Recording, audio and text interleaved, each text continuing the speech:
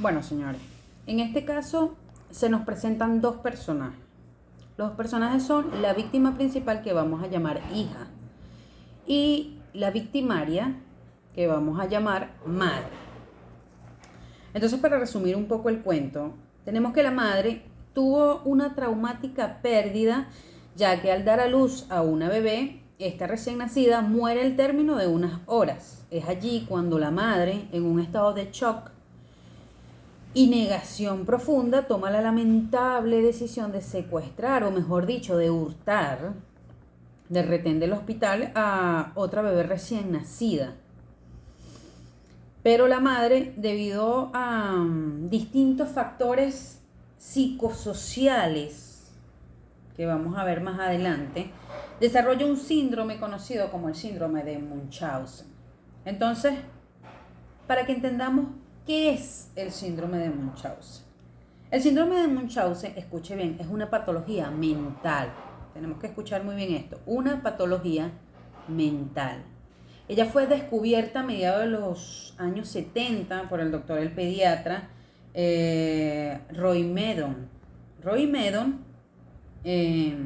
categorizó esta patología mental y dice que se caracterizaba porque el victimario, que por lo general era el cuidador de la víctima, casi siempre venía siendo la madre, inventaba síntomas falsos o inclusive provocaba sintomatologías en la víctima, cuya víctima por lo general eran infantes, o sea, niños, niñas o adolescentes.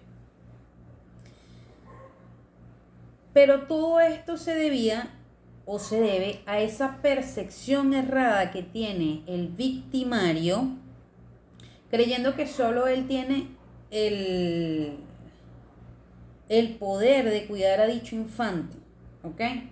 Y esa necesidad psicológica de mantenerlo bajo su control. ¿Que suena feo? Sí, claro que suena feo, pero convierte este síndrome en un monstruo a la madre. La convierte en un ser inhumano. Por supuesto que no. No es así. Ella solo es un ser humano con un problema psiquiátrico que la llevó a cometer acciones moral y jurídicamente reprochables ante la sociedad. En este caso, ¿okay?, que vimos anteriormente, tenemos a una mujer proveniente de una familia completamente disfuncional. Tenemos que tener eso en cuenta, en la cual su propia madre era hipocondriaca y manipuladora, ¿ok?, la cual controlaba con esto a todos sus allegados. Esta mujer, es decir, la madre en nuestro caso, se desarrolla dentro de un ambiente bastante conflictivo y se desarrolla como un adulto carente de afecto, en donde la manipulación, y el control eran el pan de cada día. Luego se convierte en una madre soltera, título que debido a la tragedia del fallecimiento de su recién nacida le dura muy poco. Ella, traumada por todo esto, desencadena un quebrantamiento en la psiquis propia y la lleva a cometer estos actos que pues ya conocemos. Pero debemos formularnos esta pregunta: ¿lo hizo realmente porque ella era un monstruo despiadado?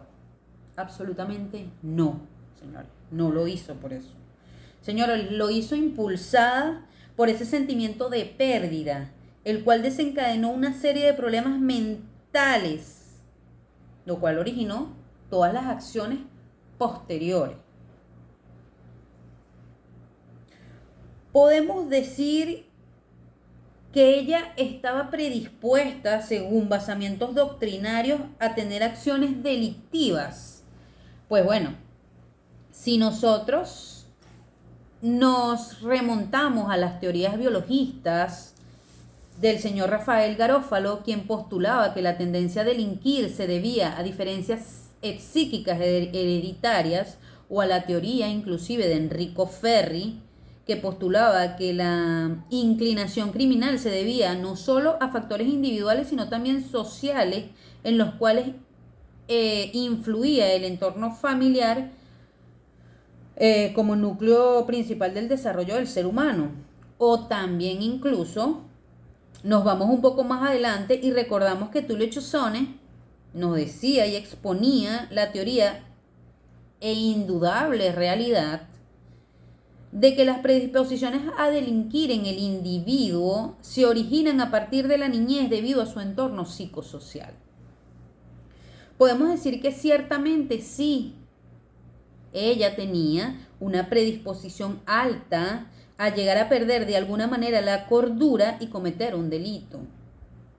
Pero si nos encajamos en la teoría integradora de Farrington, inclusive, quien expone que la acción criminal se puede dar por diversos factores en conjunto, como son los sociales, los económicos y los psicológicos individuales, podemos entender el accionar de este ser humano, señores, porque tenemos que entender que es un ser humano.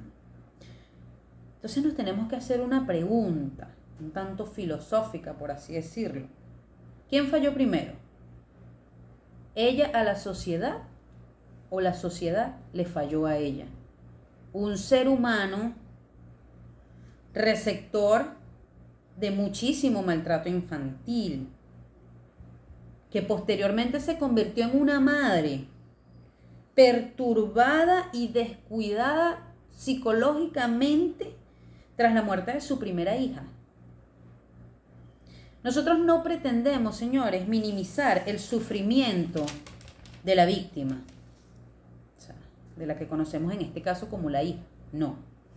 Solo pretendemos dar a entender que esta mujer, la madre, un ser humano con graves e incontrolables problemas mentales, es no culpable de dichos actos.